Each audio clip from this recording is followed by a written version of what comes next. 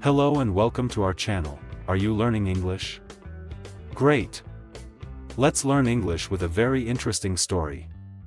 Don't forget to subscribe, like and comment.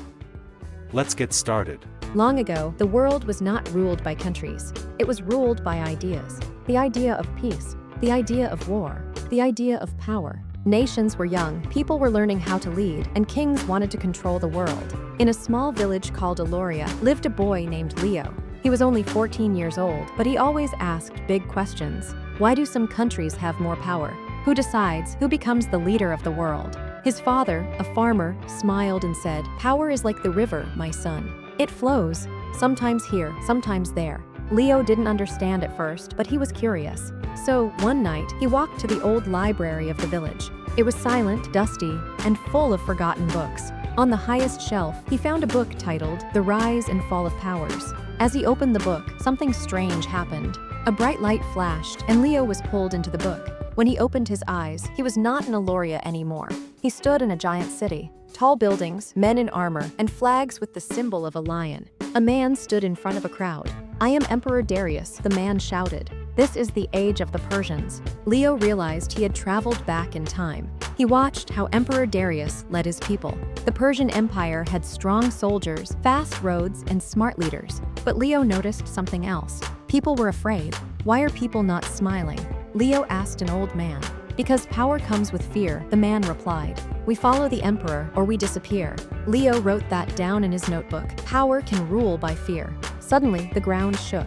A voice came from the sky. Next chapter. Leo was pulled again this time. He landed in a city with white stones, wise men in robes, and statues everywhere. "Welcome to Athens," a boy said. "My name is Nikos." This was ancient Greece. "Here, we vote," Nikos explained. "The people choose the leaders." Leo was amazed. "So this is democracy?" "Yes," Nikos smiled. "We speak, we listen, we decide together." Leo saw people debating in the market. Everyone had a voice, but not everyone had the same voice. "Do women vote?" Leo asked. "No." "Slaves?" "No." Leo thought deeply. Even democracy can be limited. Again, the sky called. Next chapter. Now Leo stood in the middle of war. Smoke, fire, tanks. It was the 20th century. Flags of America, Russia, Britain, and others flew in the wind. Soldiers ran across battlefields. This was World War II. Leo saw a different kind of power. Not just kings or people, but weapons. Bombs, fear, intelligence. He met a woman named Clara, who worked in a secret office. "We are fighting not just with guns," Clara said. "We fight with codes, with spies, with ideas." Leo asked, "Who will win?" Clara looked at him.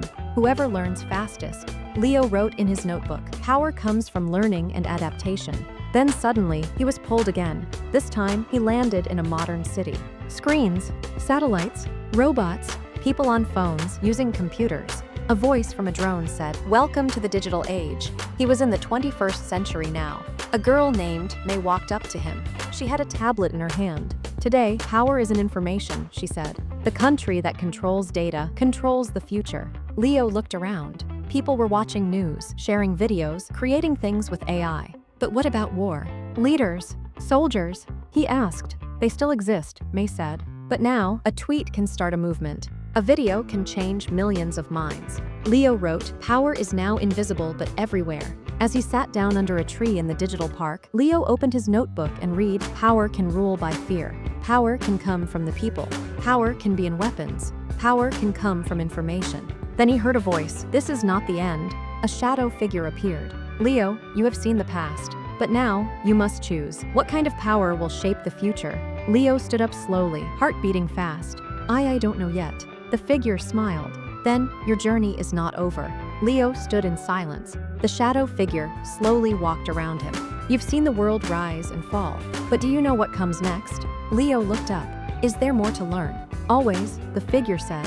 "Come." With a wave of the hand, the world changed again. Now Leo was in a conference room.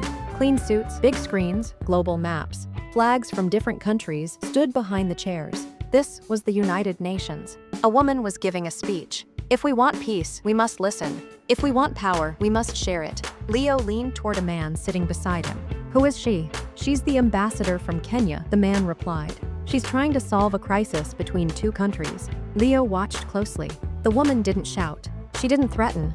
She spoke with calm words, strong ideas, and careful respect. Power can come from peace, Leo thought, and from communication. Suddenly, the lights flickered. A man burst into the room. He held a tablet. "Everyone, look," he shouted. "There's been a cyber attack on our satellites." The room filled with panic. The screen behind them showed red flashing maps. Hackers were stealing data from governments around the world. Banks, hospitals, airports, all under threat. Leo turned to the man. "Who is attacking?"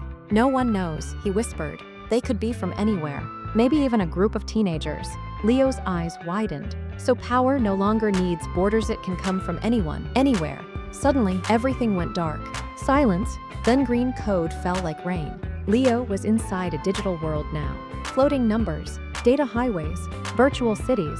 A voice echoed, "This is the net world. Here, power has no face." A young boy appeared next to him. He wore a headset and moved like light. "I'm Zed," he said. "I don't fight with guns. I fight with truth." Leo was confused.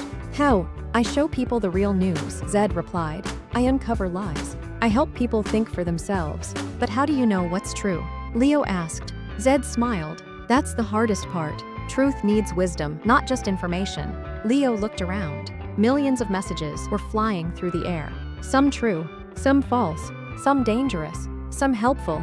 "This is the battlefield now," Zed said. "The war of minds."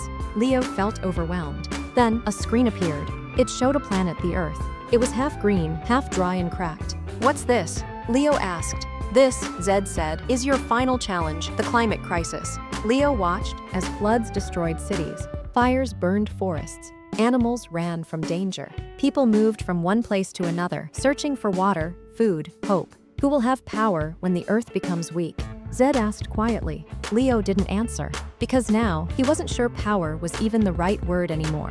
Maybe power must become protection. Leo stood still, staring at the screen showing a hurting Earth. He whispered, "What is the point of power if we can't protect our planet?" Zed nodded. "Exactly. The future is not about ruling others. It's about saving each other. Real power now means responsibility." Suddenly, Leo was pulled back through the digital world, through time, through the pages of the ancient book, until he landed back in the dusty library of Aloria. He looked around. Everything was quiet again. The book closed itself gently. Leo stood up, his heart full of new thoughts. He walked out into the night, the stars above him shining bright. He now understood. Power ruled by fear will always fall.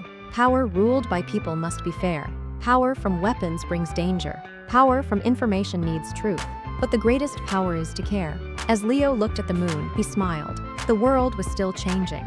And now, he knew he could be part of that change not by force, but by wisdom, kindness, and learning. Because power may shape history, but character shapes the future. The end. Globe Sparkles, learn and lead with heart.